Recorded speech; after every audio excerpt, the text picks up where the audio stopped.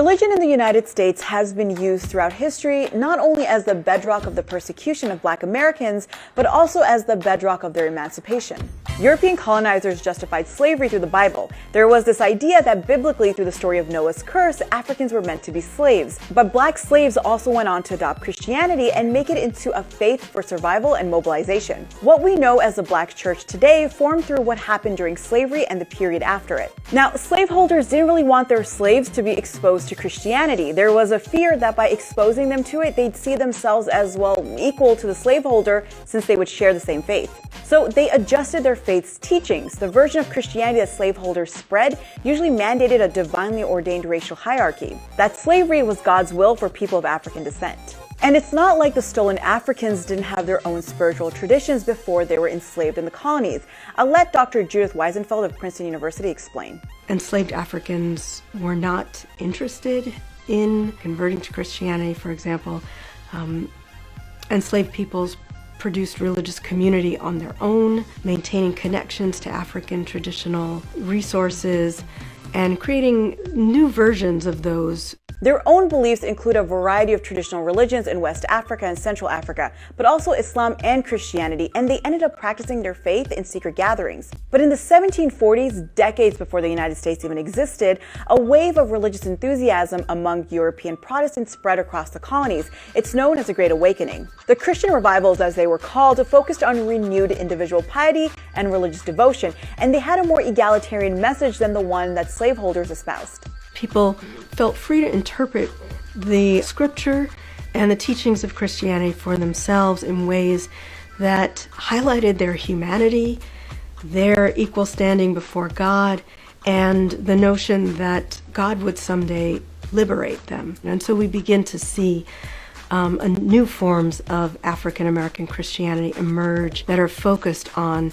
this experience of being born again and on a more direct access that doesn't require the oversight of white clergy. It's out of this movement that you start to see the emergence of Black leaders. A lot of them came out of the Baptist and Methodist denominations because those denominations actually licensed Black men to preach. And Weisenfeld says sometimes religion even provided tools for slave revolts. One of the most famous examples that comes much later is that of Nat Turner, a religious missionary and preacher who led a rebellion in Virginia in August of 1831. Now, back in the late 1700s, free Black people in the North had already begun to develop their own denominations. In many cases, these denominations were in direct response to the racism Black Americans experienced in their predominantly white congregations. But it wasn't until after the Civil War and the end of slavery that newly freed Black people who were part of the Baptist churches and communities in the South were able to organize more formally. When the National Baptist Convention was founded in 1895, it became the nation's largest African American denomination with almost 2 million members. So why is all of this important? Well, these new institutions became central spaces for Black organizing and public discussion of issues like the abolition of slavery and then later the status of free Black people. It gave them a means to mobilize against their oppression. Control of religious life was always fraught under slavery, but it was sometimes the only arena in which people could exercise authority and control. Black preachers, Black ministers, other kinds of Black religious leaders have always been central figures in Black communities. During the Great Migration, millions of Southern Black people moved to northern cities in search of better opportunities and to escape the Jim Crow South. It's estimated that between 1916 and 1970, more than 6 million Black Americans left their homes in the South and relocated to northern cities. This influx of Southerners not only transformed northern Black Protestant churches, but also created interactions that would offer Black Americans a range of religious beliefs outside of Christianity.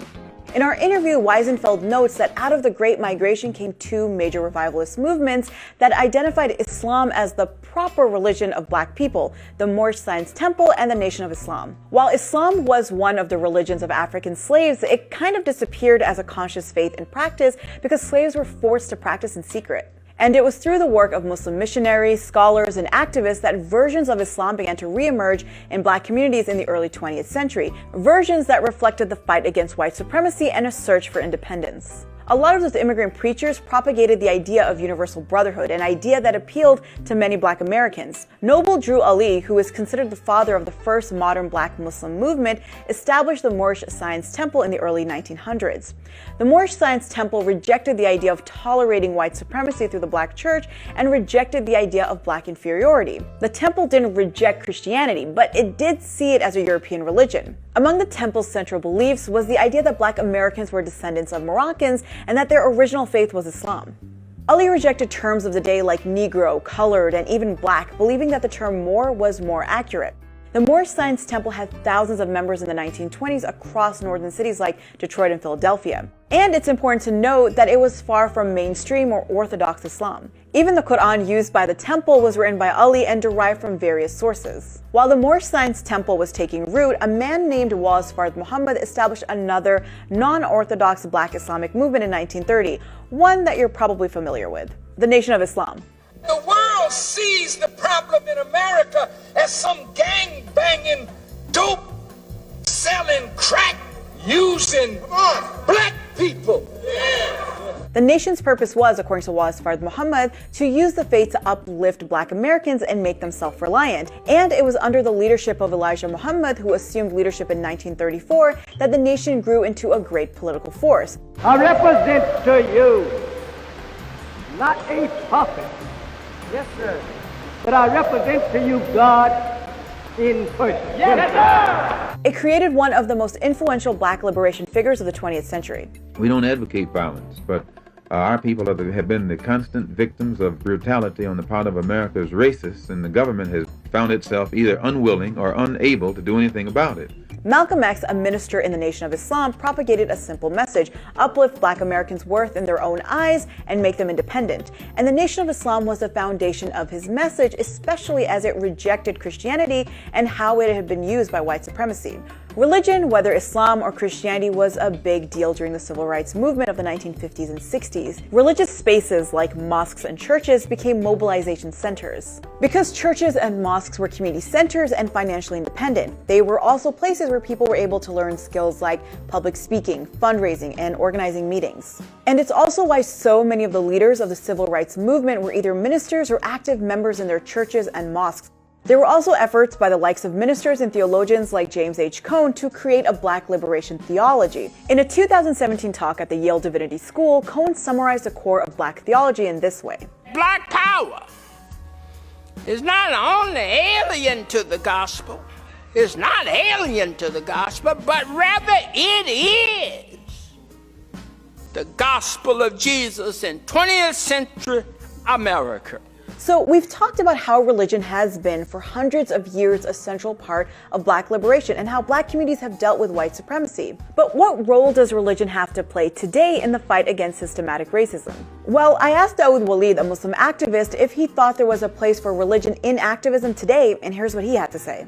The movement towards Black liberation in the United States of America has become less religious. If we look back at the 1950s and 1960s, it was the Black church, but also the mosque under the Nation of Islam that were the most potent organizing forces. When we look at what's going on right now, the Black church is seen as less of a means or a base for organizing. According to Pew, while Black Americans are the most religiously inclined racial and ethnic group in the country, their church attendance has declined. The idea of religion as a central organizing force has also shifted. In fact, Black Americans under 30 are 3 times more likely to be religiously unaffiliated than Black Americans over 50. And some of this may have to do with tensions that may seem to exist between religious institutions and activism, especially on social positions on issues like LGBTQIA rights, women's representation, and reproductive rights. We can look at Black Lives Matter movement, for instance, which is a very left-orientated,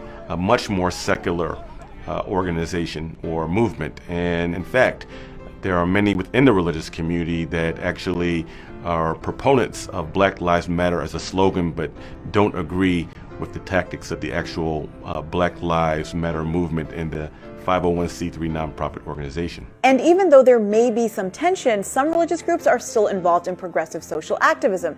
Take, for example, Reverend William Barber's Moral Mondays movement. Ain't no stopping us now. Say it again! Moral Mondays is a campaign started in 2013 where church congregants have been leading protests every Monday in several state legislatures against policies negatively impacting everything from voting rights to the climate.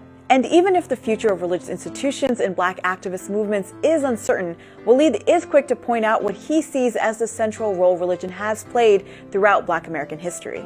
Houses of worship for the Black community, I believe, is what has allowed us to keep our sanity. It is this religiosity and this connection to the church and to the mosque that I believe has granted us the spiritual strength and spiritual power to continue existing and struggling in these United States of America.